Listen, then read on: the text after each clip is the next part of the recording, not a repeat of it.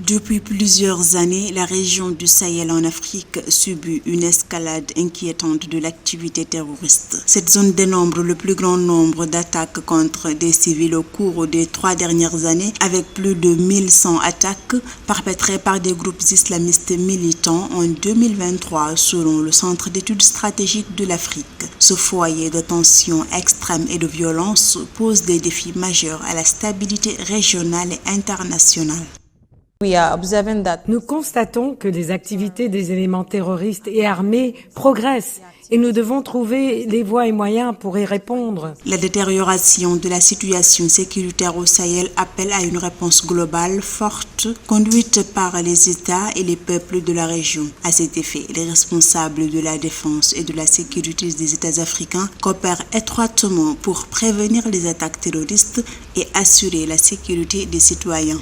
L'objectif le plus important de ces exercices est de renforcer les capacités de partenaires. Nous nous concentrons sur des choses comme préparer le terrain, développer l'interopérabilité et les aider à développer les capacités nécessaires pour atteindre leurs objectifs de sécurité en Afrique. Cependant, malgré les efforts déployés et les ressources consacrées, les résultats sont loin d'être satisfaisants d'après les observateurs. En 2024, la zone des 3 frontières à cheval entre le Burkina Faso, le Mali et le Niger a enregistré le plus grand nombre de victimes. Selon l'indice mondial du terrorisme 2024, le Burkina Faso a été à la tête victime du terrorisme avec quelques 2000 pertes en vie humaine à la suite de 258 attaques terroristes.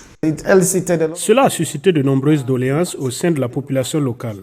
Elle a ignoré les réalités des vulnérabilités ou les moteurs de l'extrémisme violent, les questions de sécurité humaine, de création d'emplois, la lutte contre la vulnérabilité et la marginalisation des... La résolution de cette crise sécuritaire au Sahel exige non seulement la volonté politique des gouvernements africains, mais aussi un soutien continu et efficace de la part de la communauté internationale. Depuis 2014, l'Union européenne a apporté un soutien global aux pays de la région qui s'élève à 3,8 milliards d'euros. Combiné à l'aide au développement fournie par les États membres, l'appui s'élève à 8 milliards d'euros.